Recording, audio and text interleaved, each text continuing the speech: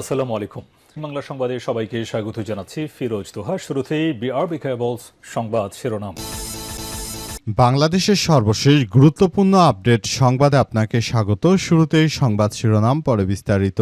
প্রথমে জানাবো আমাদের হাতে থাকা সর্বশেষ গুরুত্বপূর্ণ সবথেকে তাজা আপডেট সংবাদ। বঙ্গোপসাগরের আকাশে ভারতের বিধিনিষেধ, বাংলাদেশের আকাশে ক্ষেপণাস্ত্র ছুড়ল ভারত, পরীক্ষা নিয়ে জল্পনা কল্পনা। বাংলাদেশের বঙ্গোপসাগরের আকাশ সীমায় 6 থেকে 9 মে পর্যন্ত বিধিনিষেধ জারি করেছে ভারত। দেশটির নোটিশ টু এয়ারম্যান বা নোটাম জারি করে নিষেধাজ্ঞা আরোপ করেছে। এরপর আজ বাংলাদেশের আকাশে বেশ কয়েকটি ক্ষেপণাস্ত্র দেখা গেছে। এগুলোকে বাংলাদেশের দালাল মিডিয়াগুলো, তারা কেউ কেউ বলছে যে এগুলো নাকি জাহাজের আলো, তা আবার কেউ কেউ বলছে এগুলো সূর্যের আলো, অমুক তমুক বলে তারা বিভিন্নভাবে সংবাদ প্রচার করেছে। আসলে এগুলো বাংলাদেশের আকাশে ভারতের ক্ষেপণাস্ত্র, যেগুলো স্পষ্টভাবে দেখা যাচ্ছে যে ক্ষেপণাস্ত্রর পিছন সাইড দিয়ে, অর্থাৎ যেখানে ইঞ্জিন থাকে সেখান দিয়ে তীব্র আগুন বের হচ্ছে এবং ক্ষেপণাস্ত্র সামনের দিকে এগিয়ে যাচ্ছে। এখনো যদি বাংলাদেশের মুসলিমরা এক না হয়, তাহলে ভবিষ্যতে হয়তো গাজার মতো আমাদেরকেও ক্ষেপণাস্ত্র খেতে হবে। এরপর জানাবো ফেসবুকে মহানবী হজরত মোহাম্মদ সাল্লাল্লাহু আলাইহি ওয়াসাল্লামকে নিয়ে আওয়ামী লীগ নেতার কটূক্তি, হেফাজতে ইসলামের বিক্ষোভ। চট্টগ্রামের আনোয়ারায় মোহাম্মদ আলী নামের এক আওয়ামী লীগ নেতার সামাজিক যোগাযোগ মাধ্যম ফেসবুকে নবী করিম সাল্লাল্লাহু আলাইহি ওয়াসাল্লামকে নিয়ে কটূক্তির অভিযোগে বিক্ষোভ সমাবেশ অনুষ্ঠিত হয়েছে। আজ বিকাল 5টায় কালাবিবি দিঘির মোড়ে তানজিমে আহলে সুন্নত ওয়াল জামাত আনোয়ারা উপজেলা শাখা ও হেফাজতে ইসলাম বাংলাদেশ আনোয়ারা উপজেলা শাখার উদ্যোগে এই বিক্ষোভ সমাবেশ অনুষ্ঠিত হয়। এদিকে জাকাতের চেয়ে নাকি চাঁদাবাজি ভালো, ব্যাখ্যা দিলেন বিএনপি নেত্রী নীলুফার। আবারও মুসলিমদের সব থেকে গুরুত্বপূর্ণ একটি স্তম্ভ জাকাত নিয়ে বিতর্কিত মন্তব্য করেছে বিএনপির নেত্রী নীলুফার। জাকাতের চেয়ে নাকি চাঁদাবাজি ভালো, এ বিষয়ে তিনি তার যুক্তিও তুলে ধরেছেন। কতটা নির্বোধ মূর্খ এই বিএনপির নেত্রী যে জাকাতের থেকে নাকি চাঁদাবাজি ভালো, এ বিষয়ে তিনি আবার ব্যাখ্যাও দিয়েছেন। এ বিষয়ে খুবই গুরুত্বপূর্ণ সংবাদ জানাবো, সঙ্গেই থাকুন। এবারে জানাবো বিদেশে শিপমেন্টের জন্য নেয়ার পথে গার্মেন্টসের মালামাল লুট, গ্রেপ্তার 7 মালামাল উদ্ধার। চট্টগ্রামের মিরসরায় বিদেশি রপ্তানির জন্য নেয়ার সময় লুণ্ঠিত গার্মেন্টস পণ্য উদ্ধার করেছে পুলিশ। এই ঘটনায় আন্তজেলা ডাকাত দলের 4 সদস্যকে গ্রেপ্তার করেছে পুলিশের সদস্যরা। দীর্ঘ অভিযান চালিয়ে সব সন্ত্রাসীদেরকে আটক করেছে পুলিশের সদস্যরা। তবে অত্যন্ত পরিতাপের বিষয় যে এমন সন্ত্রাসীদেরকে আটক করার পর দেখা যায় যে বিএনপির আইনজীবীরা কিছুক্ষণ পরেই তাদেরকে ছেড়ে দিচ্ছে। যেমন ওসমান হাদি হত্যাকাণ্ডের বিষয়টি, ওই ফয়সাল একজন অস্ত্র সহ গ্রেপ্তার এক সন্ত্রাসী, তাকেও জামিন দিয়েছিল বর্তমান বিএনপির আইনজীবী প্যানেলের সদস্য। এবং সর্বশেষ জানাবো বিভিন্ন মহলের শোক নেজামে ইসলাম পার্টির আমির সারোয়ার কামাল আজিজির ইন্তিকাল। চট্টগ্রাম প্রবীণ আলেম ও বাংলাদেশ নেজামে ইসলাম পার্টির কেন্দ্রীয় আমির আল্লামা সারোয়ার কালাম আজিজি ইন্তেকাল করেছেন। ইন্না লিল্লাহি ওয়া ইন্না ইলাইহি রাজিউন। আজ বিকাল 5:30টার দিকে চট্টগ্রাম লোহাগাড়া উপজেলার পদুয়া ইউনিয়নে নিজ বাসভবনে তিনি ইন্তেকাল করেন। মৃত্যুকালে তার বয়স হয়েছিল 79 বছর। মৃত্যুকালে তিনি স্ত্রী, 2 পুত্র ও 7 কন্যা সন্তান রেখে গেছেন বলে জানা গেছে। প্রিয় দর্শক, এতক্ষণ শুনছিলেন সংবাদ শিরোনাম, এবারে বিস্তারিত। তবে তার আগে বন্ধুরা অনুরোধ থাকবে এই সংবাদটিতে একটি লাইক দিন। এই চ্যানেলে আপনি নতুন হয়ে থাকলে আমাদের সংবাদটি দেখতে দেখতে চ্যানেলটি সাবস্ক্রাইব করে রাখুন। কমেন্ট করে বন্ধুরা আপনার মূল্যবান মতামত জানিয়ে দিন আপনি বিশ্বের কোন দেশ থেকে বা বাংলাদেশের কোন স্থান থেকে আমাদের সংবাদটি দেখছেন এবং শুনছেন। আর বন্ধুরা, সংবাদটি আপনার সোশ্যাল মিডিয়া ফেসবুকে শেয়ার করে বন্ধুদেরও দেখার সুযোগ করে দিন। গাজা যুদ্ধে আপনি যদি নিরীহ ফিলিস্তিনিদের ভালোবেসে থাকেন বন্ধুরা, কমেন্টে ইয়েস লিখে পুরো বিশ্বকে আমাদের এই তাজা আপডেট সংবাদটি জানার সুযোগ করে দিন। এবারে বিস্তারিত। বঙ্গোপসাগরের আকাশে ভারতের বিধিনিষেধ, ক্ষেপণাস্ত্র পরীক্ষা নিয়ে জল্পনা। বঙ্গোপসাগরের আকাশে 6 থেকে 9 মে পর্যন্ত বিধিনিষেধ জারি করেছে ভারত। দেশটির নোটিশ টু এয়ারম্যান নোটাম জারি করে নিষেধাজ্ঞা আরোপ করেছে। এর জেরে ভারতের সম্ভাব্য দূরপাল্লার ক্ষেপণাস্ত্র পরীক্ষাকে ঘিরে জোর আলোচনা শুরু হয়েছে। জানা গেছে ভারত 3650 কিলোমিটার এর ক্ষেপণাস্ত্র পরীক্ষা করছে। ইতিমধ্যে আমরা দেখতে পাচ্ছি বিভিন্ন সামাজিক যোগাযোগ মাধ্যমে একটি ভিডিও ছড়িয়ে পড়েছে।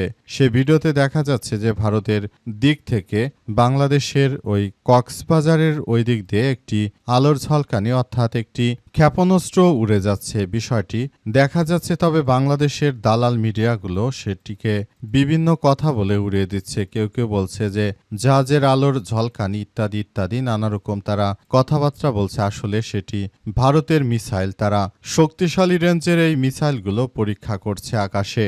অত্যন্ত দুঃখের সংবাদ যে বাংলাদেশ প্রায় ৫৫-৬০ বছর ধরে স্বাধীন হলেও পাকিস্তান পারমাণবিক বোমা তৈরি করে ফেলেছে, কিন্তু বাংলাদেশের যে বর্তমান ব্যবস্থা, বাংলাদেশের একটা বিমান নেই। বাংলাদেশের অবস্থা খুবই ভয়াবহ আকার ধারণ করেছে। বাংলাদেশে শুধু ৭১-এর চেতনা বিক্রি করে খাচ্ছে সবাই। যে দলই ক্ষমতায় আসে শুধু ৭১-এর চেতনা। কিন্তু আমাদের সেনাবাহিনীকে শক্তিশালী করতে হবে, বিমান বাহিনীকে শক্তিশালী করতে হবে, নৌবাহিনীকে শক্তিশালী করতে হবে। এসব কথা আসলে কেউ বলে না। সবাই শুধু চেতনার ব্যবসা এবং চেতনার বাক্স নিয়ে হাজির হয়েছে। এই চেতনার বাক্স বিক্রি করেই তারা বাংলাদেশকে হয়তো ভারতের সাথে যদি কোনোদিন সম্পর্ক খারাপ হয় তাহলে হয়তো চেতনা দিয়েই তারা জিতে যেতে পারবে। ফেসবুকে নবীকে নিয়ে আওয়ামী লীগ নেতার কটূক্তি, হেফাজত ইসলামের বিক্ষোভ। চট্টগ্রামের আনোয়ারায় মোহাম্মদ আলী নামের এক আওয়ামী লীগ নেতার সামাজিক যোগাযোগ মাধ্যমে ফেসবুকে নবী করিম সাল্লাল্লাহু আলাইহি ওয়াসাল্লামকে নিয়ে কটূক্তির অভিযোগে বিক্ষোভ সমাবেশ অনুষ্ঠিত হয়েছে। আজ বিকাল ৫টায় কালাবিবি দিঘির মোড় তানজিমে আহলে সুন্নাত ওয়াল জামাত আনোয়ারা উপজেলা শাখা ও হেফাজত ইসলাম বাংলাদেশের আনোয়ারা উপজেলা শাখার উদ্যোগে বিক্ষোভ সমাবেশ অনুষ্ঠিত হয়। তানজিমে আহলে সুন্নতের পক্ষ থেকে জানানো হয়েছে যে আওয়ামী লীগের উপজেলা শাখার সভাপতি পটিয়া মাদ্রাসার মুহাদ্দিস জানিয়েছেন যে আওয়ামী লীগের নেতারা এর আগে আনোয়ারা উপজেলা আওয়ামী লীগের উপদেষ্টা মোহাম্মদ আলী নামের এক ব্যক্তি ইসলামী বক্তা রফিকুল ইসলাম মাদানির একটি পোস্টে নবী করিম সাল্লাল্লাহু আলাইহি ওয়াসাল্লামকে নিয়ে কুরুচিপূর্ণ মন্তব্য করেছেন বলে অভিযোগ উঠেছে। এই ঘটনায় স্থানীয় ধর্মপ্রাণ মুসল্লিরা তারা তীব্র ক্ষোভ জানিয়েছে এবং তারা আরও জানিয়েছে যে তারা যে ধরনের সন্ত্রাসী কার্যক্রম করছে এবং আমাদের প্রিয় নবীকে নিয়ে যে ধরনের মিথ্যাচার করছে সেটা মেনে নেওয়া হবে না বলে তারা উল্লেখ করেছে। বর্তমান সময়ে আসলে সবাই যার যার জায়গা থেকে অনেক বেশি সচেতন বলে তারা নিশ্চিত করেছে এবং তারা এও জানিয়েছে বর্তমান সময়ে সবাই যার যার জায়গা থেকে খুবই সচেতন নাগরিক। তারা মনে করে বর্তমান সময় সব থেকে ভয়ানক যে সমস্যাগুলো রয়েছে সেগুলো মোকাবেলা করা এই মুহূর্তে সময়ের দাবি এবং সেটি করা হচ্ছে। বর্তমান সময়ে যারা আওয়ামী লীগের রাজনীতির সঙ্গে সম্পৃক্ত যেসব ব্যক্তিরা রয়েছে তারা বিভিন্নভাবে আমাদের ধর্মকে কটূক্তি করে তারপর নবীজি হজরত মোহাম্মদ সাল্লাল্লাহু আলাইহি ওয়াসাল্লামকে নিয়ে তারা নানাভাবে কটূক্তিমূলক কথাবার্তা বলে তারা মূলত এমন কিছু অর্জন করতে চায় যেটি আসলে সবার জন্য খুবই খারাপ কিছু বয়ে আনছে বলে এমন তথ্য সামনে এসেছে। তাদের উদ্দেশ্যই হচ্ছে খারাপ, যে তারা চায় সবকিছু নিজেদের মতো করে নিয়ন্ত্রণ করতে। জাকাতের চেয়ে চাঁদাবাজি ভালো ব্যাখ্যা দিলেন বিএনপি নেতা নীলুফার। জাকাতের চেয়ে চাঁদাবাজি ভালো, অবশেষে নিজের এই মন্তব্যের ব্যাখ্যা দিয়েছেন বিএনপির নির্বাচিত এমপি নীলুফার চৌধুরী মনি। সম্প্রতি একটি বেসরকারি টেলিভিশন টকশোতে তিনি ব্যাখ্যা দেন। টকশোতে উপস্থিত ছিলেন জামাতের সংসদ সদস্য মারদিয়া মুমতাজ। পূর্বের এক টকশোতে জাকাতের চেয়ে চাঁদাবাজি ভালো মনির এমন মন্তব্যের উপস্থাপক প্রশ্ন করলে তিনি বলেন, সেদিন জামাতের যে নেতা ছিলেন আমাদের সাথে তিনি খুব বাজে বলেছিলেন বিএনপি চাঁদাবাজ, বিএনপির হাওয়া ভবন, এমন অনেক কিছু আছে বলার একটা পর্যায়ে আমি বলেছিলাম চাঁদাবাজ অবশ্যই শাস্তিযোগ্য অপরাধ, কিন্তু শাস্তিটা যদি এক মানুষের হয়ে যায় শাস্তি পাওয়ার পরে তখন তো সেই ওই জায়গাটা পরিষ্কার থাকে। শাস্তি আপনি ভোগ করছেন, আপনি 10 বছর জেল খেটেছেন, এরপর তো আপনি শাস্তির মধ্যে পড়বেন না। কিন্তু আপনারা যারা জাকাতের টাকা দিয়ে A to Z জামাত চলে, অর্থাৎ এর থেকে বরং চাঁদাবাজি ভালো বলে এমন উদ্ভট পাগলের বক্তব্য দিয়েছেন বিএনপির এই নেত্রী।